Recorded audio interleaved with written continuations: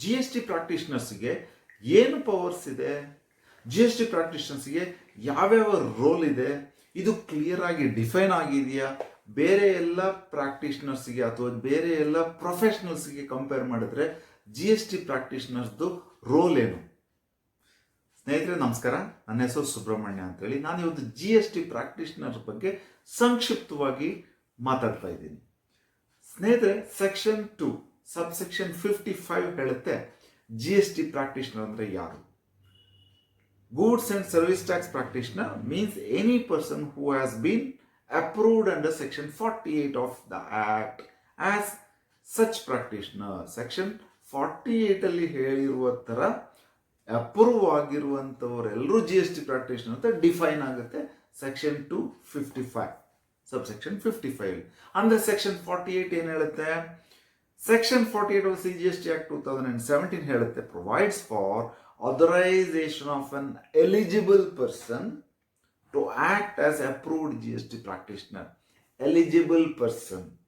ಇವಾಗ ಬರೋಣ, ಎಲಿಜಿಬಿಲಿಟಿ ಏನು ಬರುತ್ತೆ? ರೂಲ್ 83. ಸ್ನೇಹಿತರೆ, ಸ್ಟ್ಯಾಂಡರ್ಡೈಸ್ಡ್ ಫಾರ್ಮ್ಯಾಟ್ ಇದೆ. ಈ ಎಲಿಜಿಬಿಲಿಟಿ, ಅಪ್ರೂವಲ್ ಇದೆಲ್ಲದಕ್ಕೂ ಸ್ಟ್ಯಾಂಡರ್ಡೈಸ್ಡ್ ಫಾರ್ಮ್ಯಾಟ್ ಇದೆ.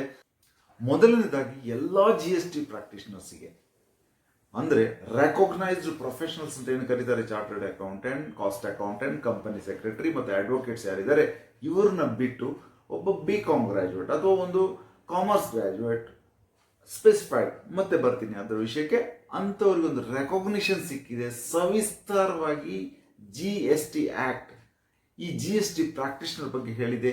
ಈ ವಿಷಯಕ್ಕೋಸ್ಕರ ಎಲ್ಲ ಜಿ ಎಸ್ ಟಿ ಪ್ರಾಕ್ಟೀಷನರ್ಸ್ಗೆ congratulations and all the best.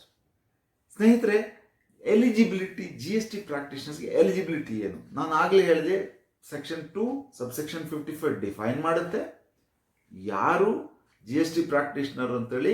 Section 48 ಅಲ್ಲಿ ಹೇಳಿರೋ ಪ್ರಕಾರ ಸೆಕ್ಷನ್ 48 ಹೇಳುತ್ತೆ ಅಥರೈಸೇಷನ್ ಯಾವ ರೀತಿ ಕೊಡಬೇಕು ಅಂತೇಳಿ. ಸೊ ಅಲ್ಲಿ ಎಲಿಜಿಬಿಲಿಟಿ ಏನು ಬರುತ್ತೆ ಅಂತ ರೂಲ್ 83 ಅಲ್ಲಿ ಹೇಳುತ್ತೆ. ಮೊದಲನೇದಾಗಿ ಜನರಲ್ ಎಲಿಜಿಬಿಲಿಟಿ ಕಂಡೀಷನ್ಸ್ ಇಷ್ಟೇ. He should be a citizen of India, he should have sound mind, ಅವ್ರಿಗೆ ಮನಸ್ಥಿತಿ ಸರಿ ಇರಬೇಕು, ಅದೇ ರೀತಿ ದಿವಾಳಿ ಆಗಿರಬಾರ್ದು, he should not be declared insolvent ಅಂತ ಕರೀತಾರೆ. ಅದೇ ರೀತಿ has not been convicted by any court ಅಂತ ಹೇಳ್ತಾರೆ. ಅಂದರೆ ಯಾವುದೇ ಅವ್ರ ಮೇಲೆ ಕೇಸು, ಕ್ರಿಮಿನಲ್ ಕೇಸು ಈ ಥರದ್ದು ಇರಬಾರ್ದು, ಕನ್ವಿಕ್ಟ್ ಆಗಿ ಇರಬಾರ್ದು ಅವರು ಅಂತೇಳಿ. ಅದರ್ ಕ್ವಾಲಿಫಿಕೇಶನ್ ಏನಂತ ಕೇಳಿದ್ರೆ, ರಿಟೈರ್ಡ್ ಕಮರ್ಷಿಯಲ್ ಟ್ಯಾಕ್ಸ್ ಆಫೀಸರ್ ಆಗಿರುವಂಥವ್ರು ಜಿ ಎಸ್ ಟಿ ಪ್ರಾಕ್ಟೀಷನರ್ ಆಗಿರ್ಬೋದು. ಈ 4 ಕಂಡೀಷನ್ ಅಲ್ಲದೆ ಅಡಿಷನಲ್ ಕ್ವಾಲಿಫಿಕೇಶನ್ಸ್, ಅವರು not below the rank of grade B gazetted officer ಅಂತ ಹೇಳ್ತಾರೆ. ಅದು ಆಮೇಲೆ he has been enrolled as a sales tax practitioner ಅಥವಾ ಟ್ಯಾಕ್ಸ್ ರಿಟರ್ನ್ ಪ್ರಿಪೇರರ್. ಹಿಂದಿನ ಅರ್ಸ್ಟ್ ವೈಲ್ ರಿಜೈಮ್ ಅಲ್ಲಿ ಯಾರು STP ಆಗಿದ್ರು ಅಥವಾ ITP ಆಗಿದ್ರು ಅವರು GSTP ಆಗ್ಬೋದು.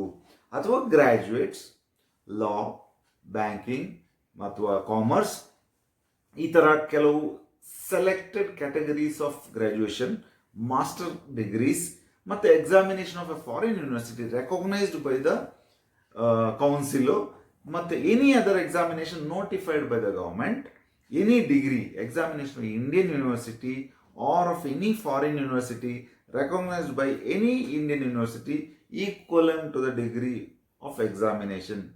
ಈಕ್ವಲೆಂಟ್ ಇರುವಂಥ ಡಿಗ್ರಿ ಯಾವುದಕ್ಕೆ?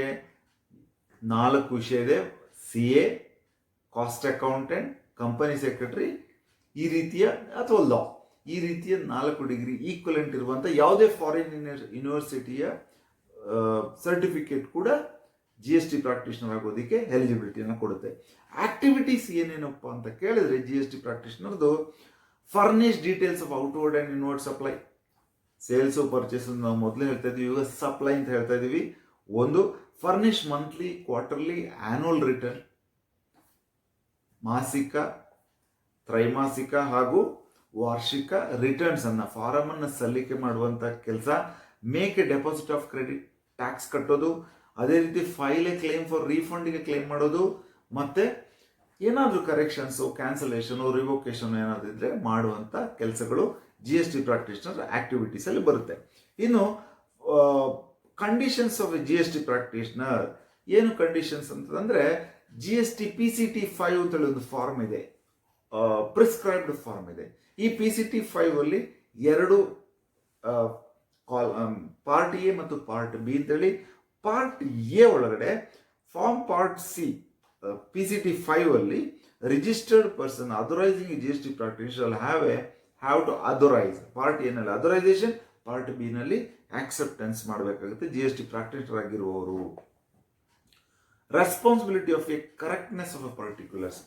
ಈ ಸಬ್ಮಿಟ್ ಮಾಡಿರುವಂಥ, ನಾವು ಸಲ್ಲಿಕೆ ಮಾಡಿರುವಂಥ ಫಾರಮ್ನ ಕರೆಕ್ಟ್ನೆಸ್, ಅಥೆಂಟಿಸಿಟಿ ಅಥವಾ ಅದರ ಒಂದು ಕ್ರಮಬದ್ಧತೆಯಲ್ಲಿ ಅಥವಾ ತಪ್ಪು ಹೇಳಿಕೆ ಇರ್ಬೋದು ಅಥವಾ ಸರಿಯಾದ ಹೇಳಿಕೆ, ಇದರ ರೆಸ್ಪಾನ್ಸಿಬಿಲಿಟಿ ಯಾರ ಮೇಲೆ ಇದೆ, ಜವಾಬ್ದಾರಿ ಯಾರ ಮೇಲೆ ಇದೆ, ಅಕೌಂಟಬಿಲಿಟಿ ಯಾರ ಮೇಲೆ ಇದೆ ಅಂತ ಕೇಳಿದರೆ ಡೀಲರ್ ಮೇಲಿದೆ, GST ಪ್ರಾಕ್ಟೀಷನರ್ ಮೇಲೆ ಇರೋದಿಲ್ಲ ಅನ್ನೋದು ಇದರಲ್ಲಿ ಗಮನಿಸಬೇಕಾಗುವಂಥ ಅಂಶ. ಓಕೆ, ಹಾಗೇನೆ ಸೆಕ್ಷನ್ 116 ಆಫ್ CGST ಆಕ್ಟ್, ಇದು ತುಂಬಾ ಇಂಪಾರ್ಟೆಂಟ್ ಆಗಿದೆ. Appearance by an authorised representative.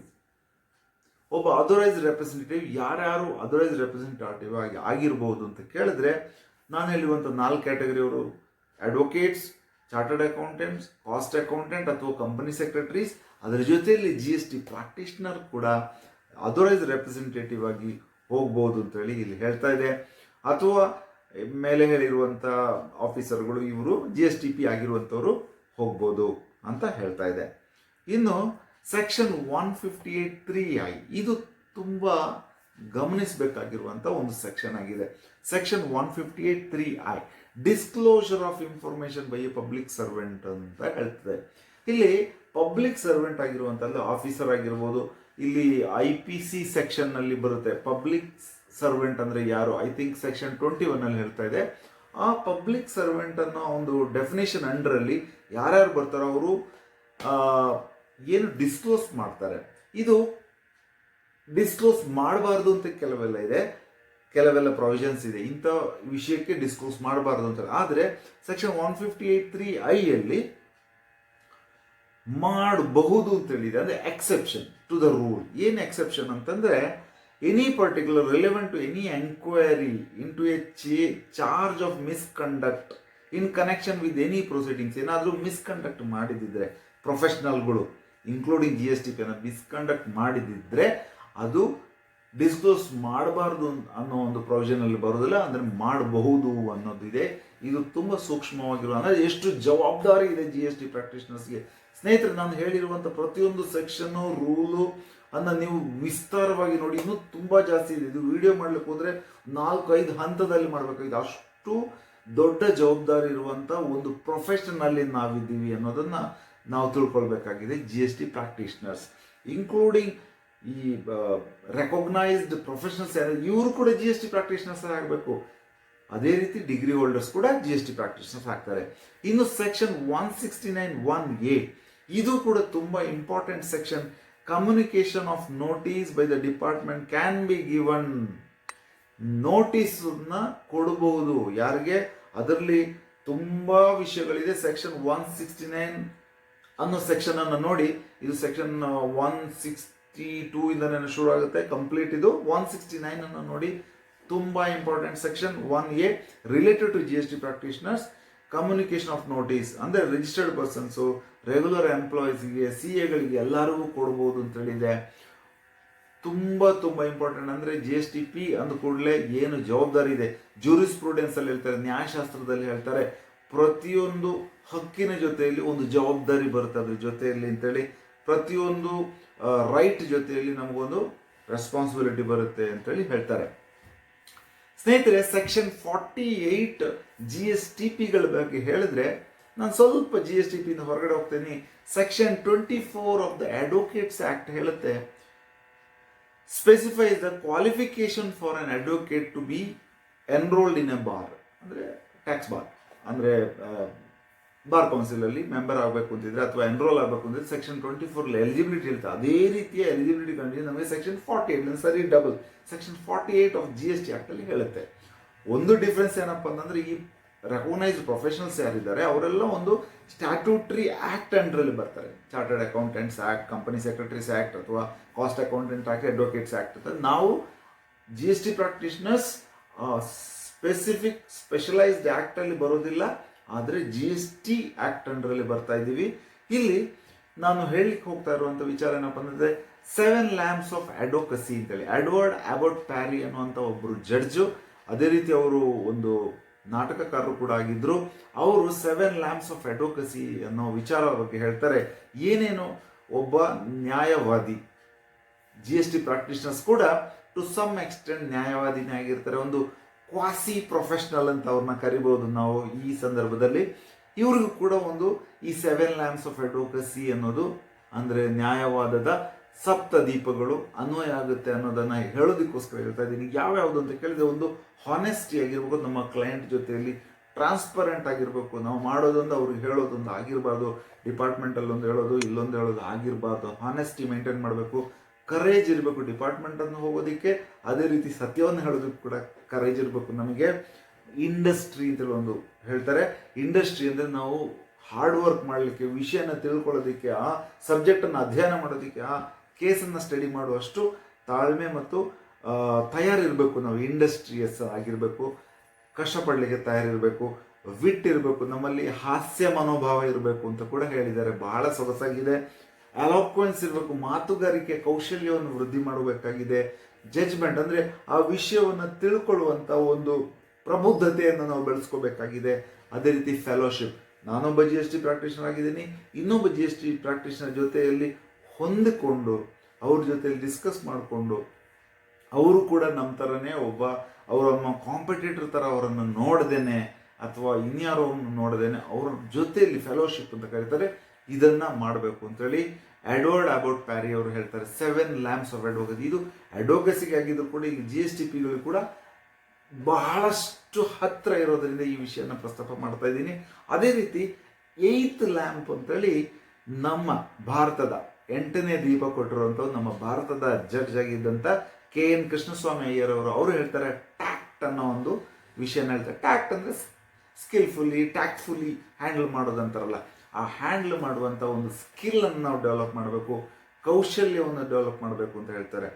ಸ್ನೇಹಿತರೆ, ಈ GST ಪ್ರಾಕ್ಟೀಷನರ್ ಅನ್ನೋದು ಏನು ನಾವು ಎನ್ರೋಲ್ಮೆಂಟ್ ತಗೊಳ್ತೀವಿ ಅಥವಾ ಆಮೇಲೆ ಎಕ್ಸಾಮಿನೇಷನ್ ಪಾಸ್ ಮಾಡಿ ಅದರ ಇದು ಏನು ಕ್ವಾಲಿಫೈ ಆಗ್ತೀವಿ, ಇದಕ್ಕೆ ಸಾಕಷ್ಟು ಜವಾಬ್ದಾರಿ ಇದೆ ಮೈ ಡಿಯರ್ ಫ್ರೆಂಡ್ಸ್. ತುಂಬ ಜವಾಬ್ದಾರಿ ಇದೆ. ಅದೇ ರೀತಿ ನಮಗೆ ಸಾಕಷ್ಟು ಒಂದು ರೆಪ್ರೆಸೆಂಟೇಷನ್ ಪವರ್ ಕೊಟ್ಟಿದೆ. ನೋಟಿಸ್ ತಗೊಳ್ಳೋ ಪವರ್, ರೆಪ್ರೆಸೆಂಟ್ ಮಾಡುವ ಪವರ್, ರಿಪ್ಲೈ ಮಾಡುವಂಥ ಪವರ್ ಎಲ್ಲವೂ ಕೊಟ್ಟಿದೆ. ಹೀಗಾಗಿ ಇದು ತುಂಬ ಜವಾಬ್ದಾರಿಯುತ ಒಂದು ಪ್ರೊಫೆಷನ್ ಅಂತ ಹೇಳ್ತಾ ನನ್ನ ವಿಡಿಯೋನ ಮುಗಿಸ್ತಾ ಇದ್ದೀನಿ. ಧನ್ಯವಾದ. Thank you.